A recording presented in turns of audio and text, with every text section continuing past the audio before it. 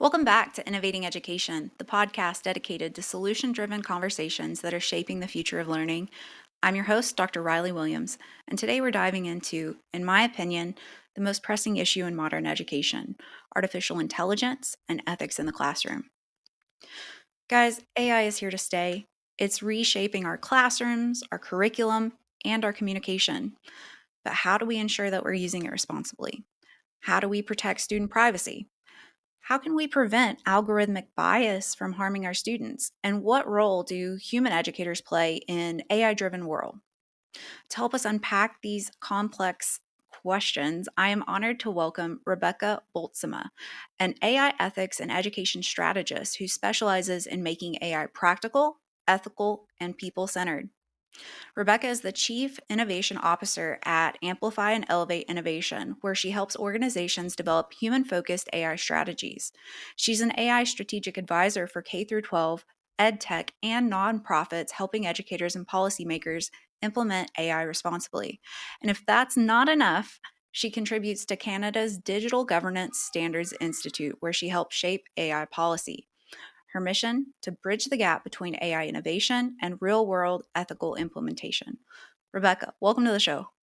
Thank you so much for having me here. I love being able to talk about all of my favorite things, so I appreciate the opportunity. Before we dive in to the challenges and opportunities of AI in education, I'd love to hear more about your journey. What sparked your interest in AI ethics and its role in education? It's been a bit of like an evolving process that I've arrived at this place. I had worked for a really long time in K to 12 education, not as an educator. I worked in communications and public relations for a public school district. But in that role, I worked closely with all of our senior administration, and I actually oversaw all of the policy and procedures for our district. And when I discovered AI several years ago, I was fascinated by it. But the more time I spent with it, I started realizing there was a lot of ethical issues that weren't being addressed, a lot of risks. And I wanted to learn more. And then I wanted to make a difference. So I started diving more into the research on those things. And because I'd worked so long with educators, I realized that this would really disrupt education from my vantage point. I really wanted to help guide that process and support educators. I have 4 kids who are students, and I just want education to be as good as possible for everybody, but I want to make sure that we're building a future that will be sustainable and ethical. So that's the short story, but it's evolving. It continues to evolve. And yeah, I'm happy to be making a small difference, I hope. I know you are. I want to start by discussing AI bias, fairness, and equity in the classroom. AI is often seen as this objective tool, but we know that's not always the case. Since AI systems are trained on historical data, they can inadvertently reinforce existing biases, affecting everything from student assessment to curriculum recommendations. How can our educators recognize and address bias in AI driven learning platforms to ensure fair and equitable experiences for all of our students? Such a great question. I would start with this that I think everybody needs to know. AI systems are not neutral. They're never neutral. They're never unbiased. An unbiased AI system doesn't exist for many reasons. But I think one of the main reasons is the fact that I don't know if we can all even agree as a society what is biased versus not biased. There's some very blatant examples, but we have different definitions of what a bias would look like for us, what is ethical and what is not ethical in our minds. It's a societal thing, it's a culture thing, it's a moving target. And there's been a lot of research, and a lot of people have really dug into this idea of data training sets and making them as fair and as neutral as possible, because you're right, they're created on content that was built by humans and reflects humanity, which we know is very problematic in a lot of areas. And a lot of people have tried to get the bias out of that. I'll give you a few examples. So, recognizing IBM several years ago realized that their facial recognition systems didn't necessarily work as well on people of color. So, they set about to build better facial recognition systems that would take into account things like cranial structure and all of these things that would make it so it's absolutely fair. But then you can't determine, they were biased because you can't determine necessarily gender or the gender someone identifies as through cranial examination or even facial recognition. And so it was problematic in a whole new way. There was another study where somebody decided to take facial expressions of emotion from Japanese women specifically, and they had several women come in and show surprise and horror and happiness so that they could get a better sense of recognizing those facial emotions on Japanese women. But because they were staged emotions, they weren't necessarily reflective of what people look like in real life. So there's all of these issues baked in, built in, people's political views, things that we don't even recognize at the time. Like in 2015, Amazon had this hiring system with AI built into it that they trained on tons of historical data, forgetting that the majority of people who'd worked at and hired at Amazon were men. The Amazon AI system had inadvertently adopted or identified for itself that a man was a preferred candidate. And so if there was the word woman or ladies or female anywhere in someone's resume or anything that indicated they were female, they were automatically deprioritized. And so sometimes there's this bias that we don't even recognize. So back to your question about how we can recognize and adjust bias in AI-driven learning platforms. I really think there's a few different levels that this needs to be recognized at. Obviously, people who are regulating this software need to be aware of this. The decision makers in school districts need to be aware of some of these issues that might exist before adopting some of this ed tech technology, before it gets even to the educator level. But at the educator level, just at least awareness of knowing that this is a problem and being open-minded and being discerning every time you use these systems, because we might not even recognize. For example, like AI-driven like learning platforms that in real time are telling kids, oh, you scored this percentage of this group of kids, or your score is this. Are those kids all like top private school, like advantaged kids?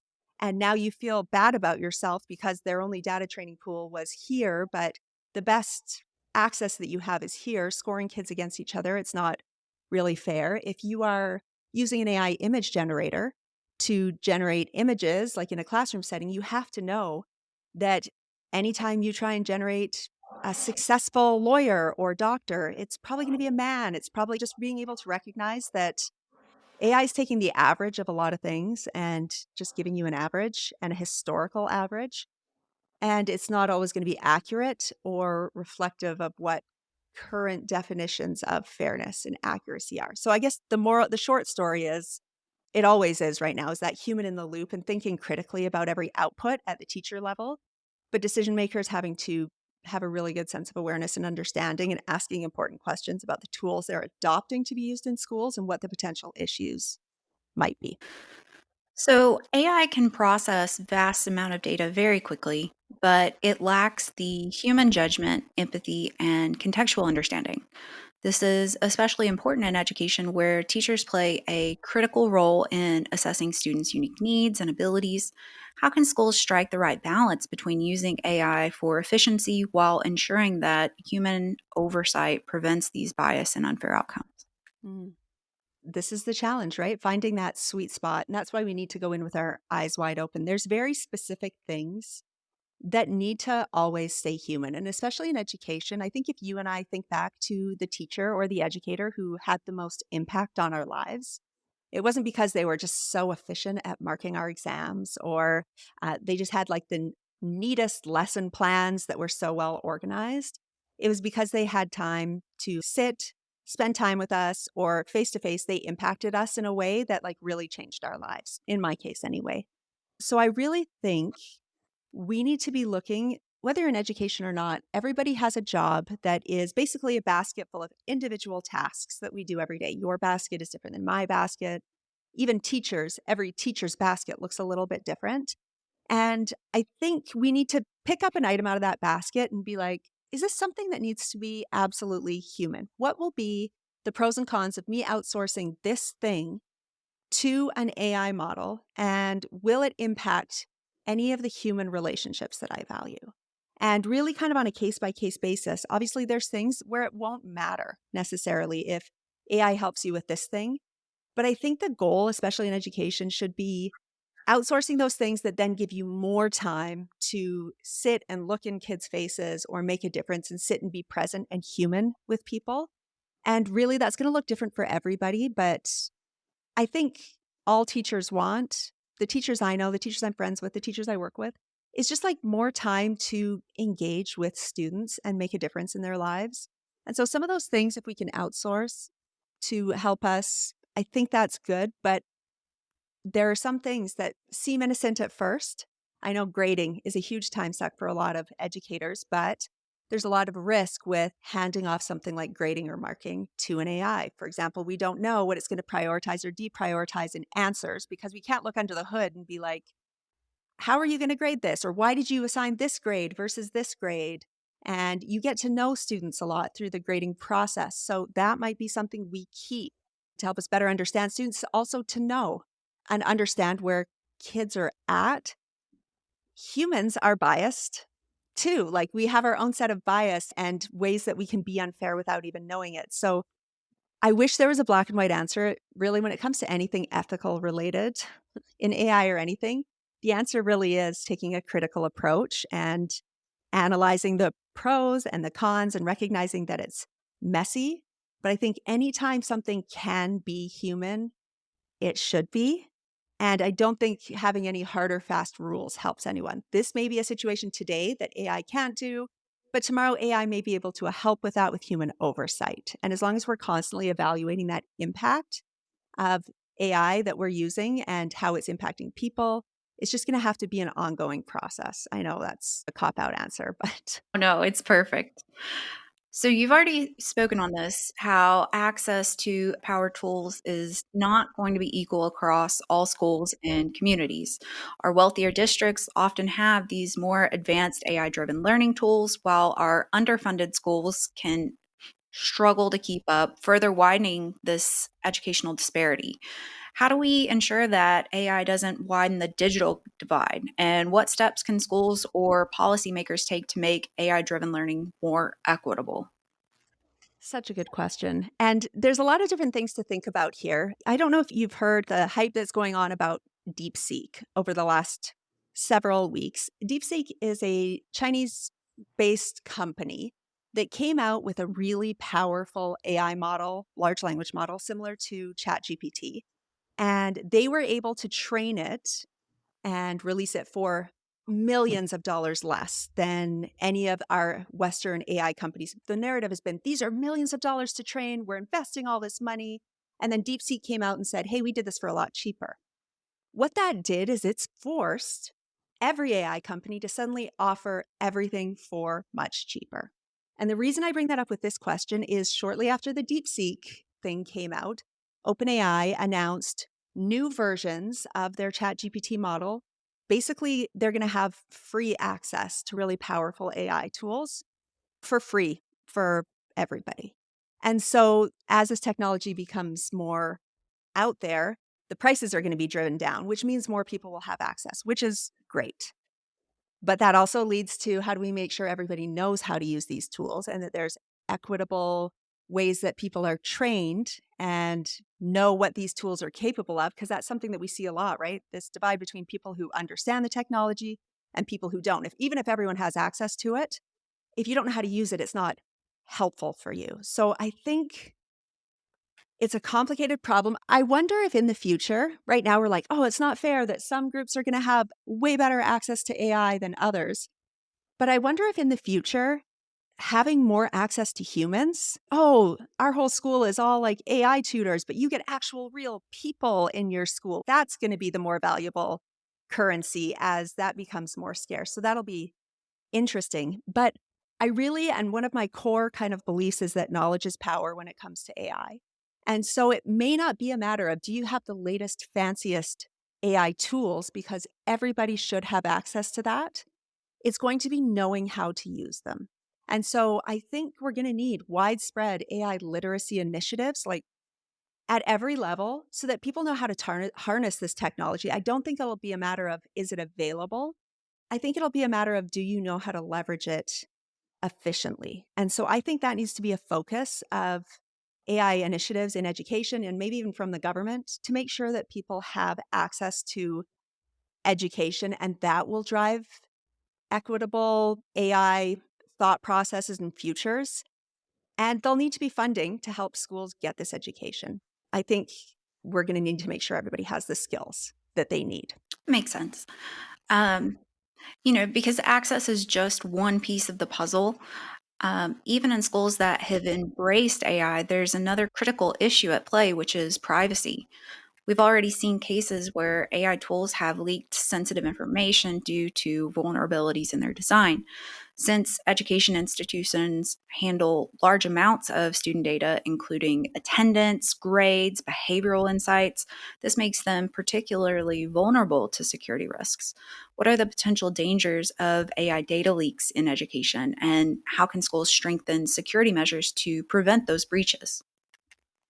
So I have some hot takes on this. You say schools handle this large amounts of digital data, but that's not entirely true because it's actually the ed tech companies that come in and say, now that schools are having to collect these vast amounts of personal data, electronic data on students, they have to hire these outside ed tech companies who, by the way, are not governed by very many rules. It's this sudden involvement in private business into a public education system. And they are the ones that are responsible for safeguarding and handling all this student data. And we don't know very much about how they're doing this, how they're doing it safely. There was just in the last month the most massive data breach, probably in the history of EdTech, with Power School. And like something like 9 million students had their data compromised because of, honestly, like lackluster privacy practices. This isn't directly related to AI, but now they have AI built in, and that's a huge selling feature. And it's just going to get worse because so much of our data now is available and digitized. And these ed tech companies are the ones that have access to it, not just the schools. It's not just in this ecosystem, it's out there. That's a huge risk. And we don't know a lot about what these ed tech companies, I get that they're important, they need to exist, but they need to be held to a higher level of accountability and transparency. Where are you storing the data? How are you safeguarding it? Are you selling it to third parties? What happens when that kid ages out of the school system? What do you do with all that data you've collected on that kid? These are questions we're not asking, but we should probably get the answer to because it's not clear. And there's a huge accountability and legislation gap around that data and what happens to it because it's out of the school's hands as soon as somebody else is involved. But again, decision makers need to be asking those questions. Collectively, we shouldn't be like, oh, yeah, you know, 28 million people had their data leaked by this ed tech company. We should be like, oh, how did that happen? How are we making sure that didn't happen? Because we're having all these AI ed tech companies pop up like crazy right now who are trying to get business. I don't want to name too many other names, but there's all these that pop up and they're like, we're bringing AI to your classroom. We don't know a lot about them, first of all. So there needs to be a governance in place for how that is taken care of. Honestly, like superintendents and people who are in those leadership positions in school districts, nobody's trained them how to be like hardcore data security guards to figure out, is this ed tech company safe? What should I be asking? They don't know. No, that wasn't part of their training or job description, right? So now they have to figure it out. We have to teach them some of those critical skills and what to look for. Or there needs to be laws and accountability about what these companies can do with all of that data. But then we also need to educate people in the schools about what to share and not share with an AI model. We're not going to put private information necessarily in the free version of ChatGPT. That could present risks as well. So it's just got to trickle down a lot, but we always have to be critically asking ourselves and educating people on at the individual level what's secure way to use AI, and then at the district level, what questions should I be answering and asking about this technology, and then at the government level, how can we ensure that this is done safely and that people are protected? Wow. So much to think about, really. Yeah. My daughter, also Rebecca, she goes to Acellus Academy, which has fully embraced AI in education. So, one of the things that I actually really appreciate about their approach is their use of vectored education. So, this system automatically detects when she doesn't fully grasp a concept and it won't let her move on until she's mastered that material. It ensures that she builds a strong foundation before advancing her, which I think is a really great tool.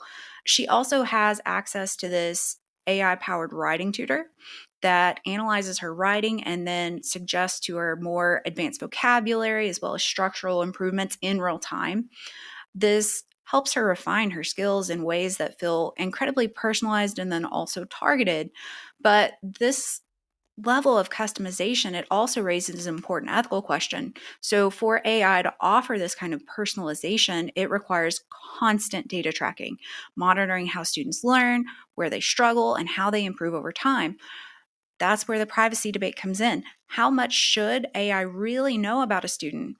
How can schools balance the benefits of AI driven personalization with the need to respect student privacy as well as autonomy? Mm. So I just actually read a really good paper that I should send you after this. It's actually called Against Personalized Learning, and it brings up some good points. It talks about how if kids are kind of hand led along these paths, actually develop less of the critical thinking skills sometimes. And they're sacrificing some of that emotional, like relationship with a teacher. They're sacrificing being able to recognize their own gaps and figure out where they need to improve sometimes. But then there's also, again, all of this data. The paper argues that we're preparing kids and training them to enter a surveillance culture where everything they do is tracked and monitored, and they have to be hand led along by an AI in everything that they do without relying on themselves. And we're training them to just know you're being watched all the time and everything you do is being graded and monitored, and it's controlling how you think and what you learn. And what does that mean long term? What does that mean for how we interact with humans in our lives if we just trust an AI to do those things for us? And then it comes back to the questions of that's a lot of data to have on a kid. The file with your daughter's name on it is huge, right? Some of them even track biometrics. And how is that data stored? If on the back end it's not secured, or if on the back end you've agreed to terms and conditions where that data is sold to another who knows what, that uses that data to then monitor or predict behavior in your child into adulthood. And it's not like some sort of Black Mirror episode. There was a case like in the United States where, do you remember OnStar in the Yes. cars? So the OnStar collected tons of data about drivers, right? How fast you were going, how often you drove, did you drive at night, did you have a slam on your brakes a bunch of times? And people didn't know, but OnStar was selling that data to insurance companies so that your insurance company, you would pay for OnStar, and then your insurance company would get this file about you, and your insurance would triple because basically OnStar had ratted you out that you drove more kilometers than you said or that you speed sometimes. And then that was used against you, that data that you never even consented or you didn't know was being shared in the background.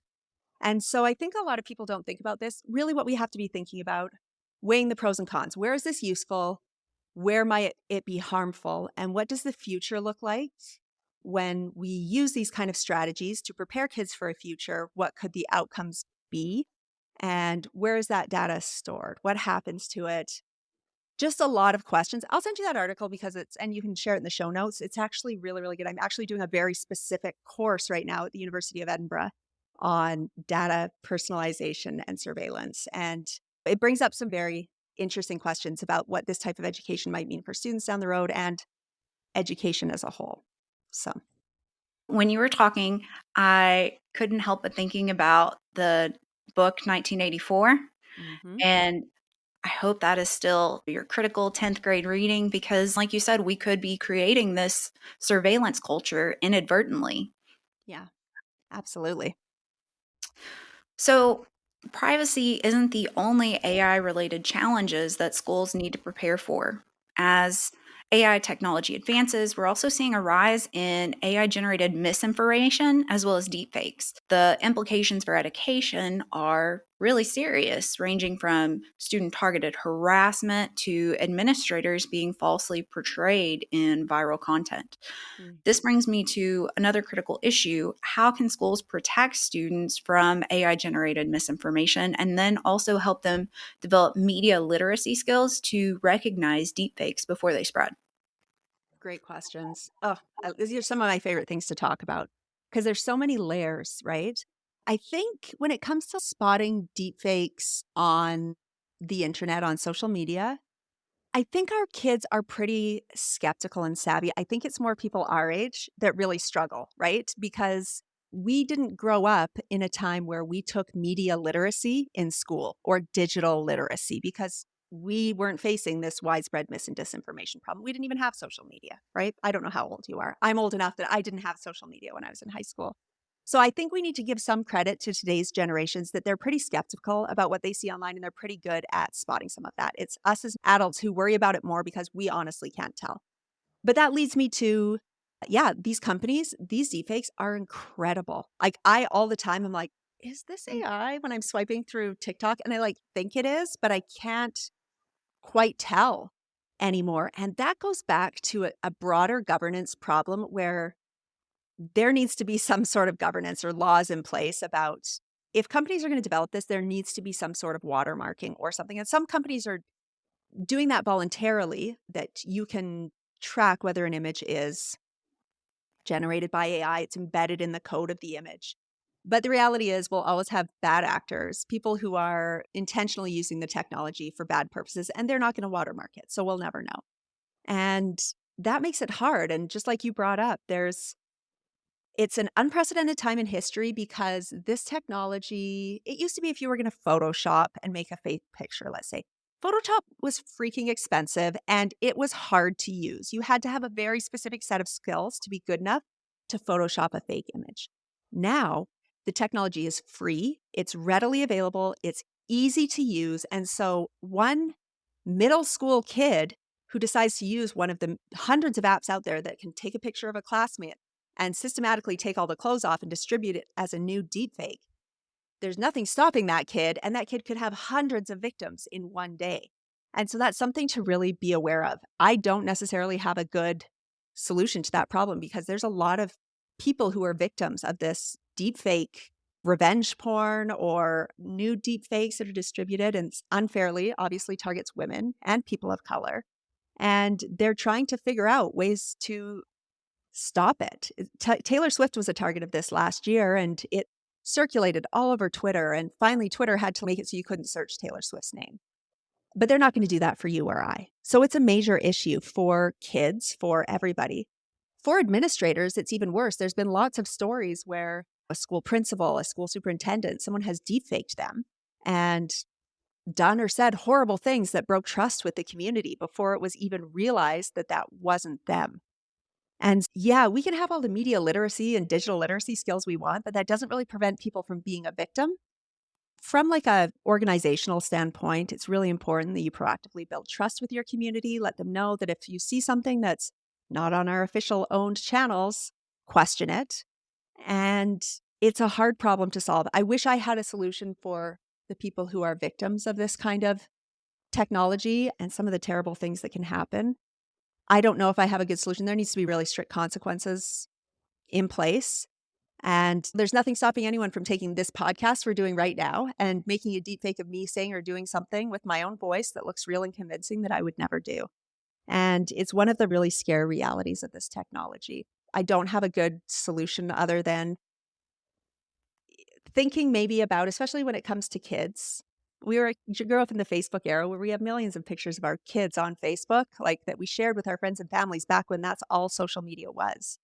And rethinking some of that. Schools rethinking, are we posting pictures of kids, happy kids in classrooms learning, or are we putting them at risk? So starting to rethink some of our regular practices and teaching kids maybe how to be better at safeguarding their own identities online, because all someone needs is a picture of you or 5 seconds of your voice and you can be targeted, which is a hard thing. Again, I don't have a great answer, but just knowing that's a problem and it exists, knowledge is power, and people just need to be aware that these are risks and have those conversations, but also make sure people feel empowered to speak out about it because it is traumatizing, especially for young kids. And they need to feel supported if they're victims of this kind of thing. To answer your question, I was excited to get a TI-83 calculator when I was a kid.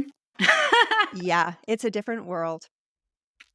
We talked about building trust and how these deepfakes can damage the reputations.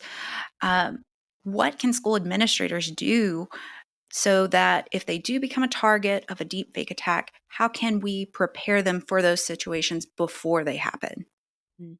Again, building that trust, having regular kind of FaceTime with the community, but also because there's nobody really educating the community on things like this. We talk a lot about, oh, students need to know about AI, teachers need to know about AI. We need to make sure the parents and the school communities know about this too, so that hopefully, at least if they see a deep fake circulating of a school administrator doing something that's very out of character, at least maybe they have the pause and the knowledge that this type of technology exists and maybe this is a deep fake. Even if it just gives them a pause, maybe we won't hop right to that moral outrage end of things that destroys people's reputation. Maybe it gives a hint of the benefit of the doubt that allows there to be some time there for the truth to get out. But there needs to be rapid response plans put in by district communicators for things just like this. Again, preemptively. Listen, if you see something about us or you see something that's out of character, here's somewhere to immediately report it, or here's what to do. There are some sites out there that you can put something in or a link to a social media post, and it will run through hundreds of AI detectors and give you the likelihood that something was AI generated or the likelihood or parts of it that could be fake. So I'll share some of those with you after that you can include in your show notes. And that might teaching people to at least cross check and think about what they're seeing might be a good start. But then having a critical response plan that just automatically goes out, targets people with factual statements. This is circulating. This is not us. Anything that you see online, if it's not here on our website, it is not us. And here are some debunking kind of tools, or here is something to try. But yeah, then just supporting that targeted individual as well, because this has the potential to really destroy people's reputations in a way that they might never recover. So again, just educating the public, providing them with tools that allow them to at least fact check to the best of their capabilities first, and then having a plan that allows you to immediately get ahead of things like that with factual statements before things get too far. That's so important. Our crisis communication plans in our schools have historically only focused on things like our natural disasters, our security threats, our cyber attacks, but we have to have these crisis communication strategies in place. So, as AI becomes more embedded in education, we need these clear ethical guidelines to ensure that it's being used fairly, responsibly, and in ways that benefit all of our students. But what does ethical AI actually look like in practice? How do we design AI systems that prioritize transparency, fairness, accountability? Are there some ethical guidelines that schools and policy makers, as well as tech companies, should be following so that we can integrate AI into education? Yeah, lots of big, important questions there. I think one of the biggest problems we face is at the very top, the major tech companies that are developing this generative AI technology, like OpenAI and Google, there's literally no transparency from them about here's how we trained this model. When you ask something versus when I ask something, here's how it's prioritizing what answer it gives you. Here's why it said this. Here's some of the things that we tried, and they'll post, hey, this kind of went wrong when we did this. This is a risk, but it's not enough. They're not very transparent about what's going on under the hood because there's lots of things they don't even know about this technology. And so, in terms of, we don't have a lot of control over how these AI systems are designed and even what they prioritize under the hood. If the companies themselves don't prioritize transparency and fairness, it's really hard. The trickle down effect from that is really hard because right now there's not even any accountability from those tech companies for these products that they built, released into the wild without asking permission, trained on stolen data, without giving anyone any training. And now there's all these fallout of deepfake and misinformation resulting from that. And there's no accountability from the tech companies. That's a huge problem. And that's something that you or I or educators, like, it's completely out of our control. We need to rely on lawmakers to step in and start governing this and holding people accountable. That's the first thing. So, yes, Ethical AI looks a lot different than what we have. And ethicists like myself and other people are trying to demand that from AI companies, but it's hard to do, especially with the private sector, because they're all about making money and winning and getting to whatever next level of AI they want to get to. So the ethical guidelines for them look very different than the ethical guidelines for you and I and how we ethically use AI, the AI that we have based on the little that we know about it. So the ethical guidelines the tech companies should be following are they're not doing it. So what we should be following needs to be just almost reactive, right? We just need to ensure that we're fact checking everything, knowing that the way these AI systems are built, they hallucinate, they give wrong information, they make things up, they mix things up. We need to make sure that we're going in with our eyes wide open. We know that they're biased. So going in with that knowledge is power and being cautious about how we use them. So ethical I think in my mind, foundationally means taking the time to understand what the technology is and how it works. Hopefully, someone can explain it to you or you can learn a little bit more about it. But ethical AI starts with knowledge because if you don't know that these are problems, then you don't know how to use it ethically. You don't know how to use it properly if you don't understand. That's why I go back to thinking that that's got to be a foundational ethical AI thing. But when you know those things, then you can be more cautious as you integrate these things into education. Policymakers can be like, oh, now that I understand all these risks, I can be more careful about which ed tech companies I work with or AI companies I work with. Educators can be like, oh, now that I know that it might do this and it might do this and it might do this, I can be more aware about how I use this in my classroom. But really just prioritizing things like questioning, critical thinking about outputs, keeping things that need to be human, safeguarding privacy and data security. And then once we're educated, making sure that our students are educated in how to use it safely and in ways that don't necessarily promote cognitive offloading or over reliance on this technology. So, foundationally, ethical AI use starts with understanding the limitations of the technology and really some trial and error at this point to figure out where it works, where it doesn't work, and just being open minded about the technology always and knowing that it's changing all the time. I wish I had black and white answers for you. I just don't. This whole interview, I'm so sorry. No, I love it because it is making us see all of the different questions that we need to be asking ourselves, and it is bringing this awareness. And honestly, I'm not saying every tech company is doing that. I'm just saying there's not enough transparency and clarity or even accountability about what's happening. And those are just important questions that I think we need to be asking.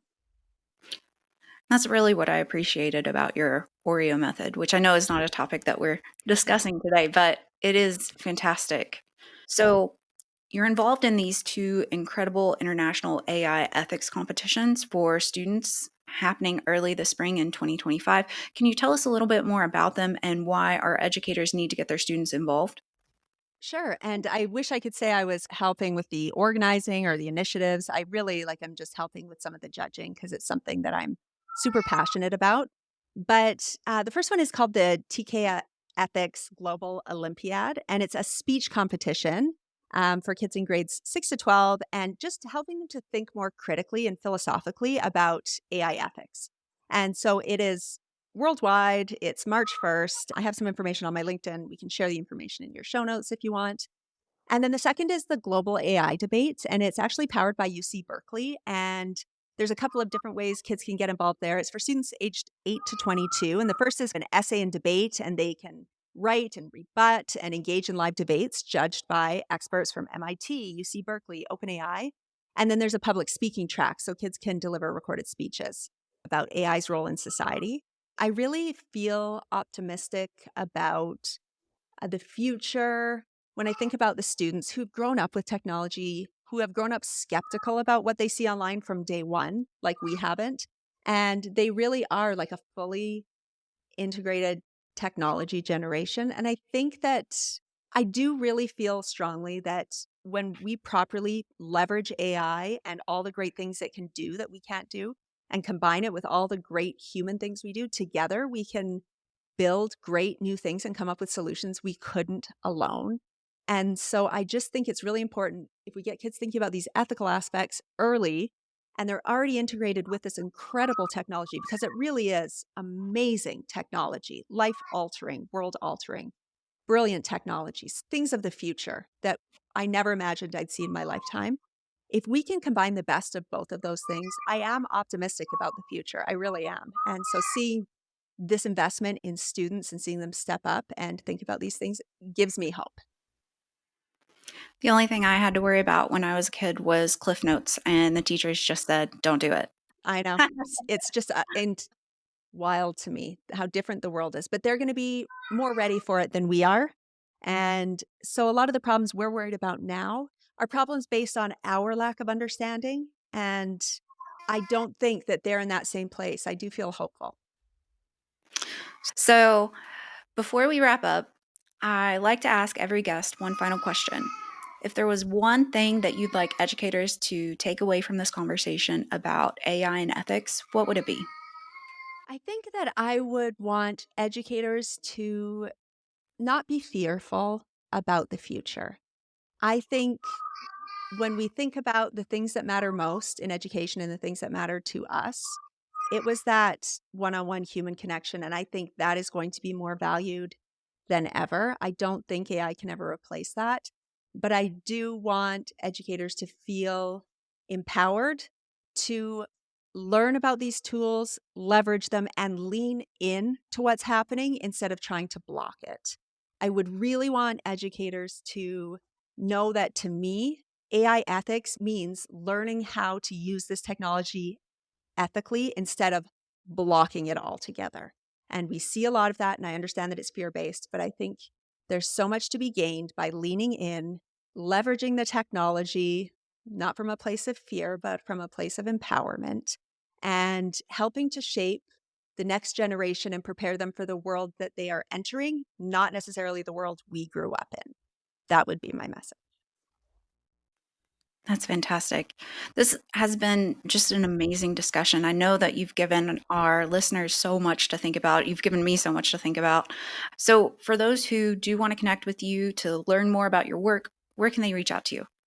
Just my LinkedIn. If you're on LinkedIn, find me, Rebecca Boltsma. I should be easy to find. And if you're not on LinkedIn, you should be, because there's lots of great content on there, learning content. But RebeccaBoltsma.com is my website if you want to get in touch. To our listeners, thank you so much for joining us for another episode of Innovating Education. If you enjoyed this conversation, be sure to subscribe to the podcast, leave us a review, and share this episode with fellow educators. Until next time, keep learning, keep innovating, and keep making a difference. Take care.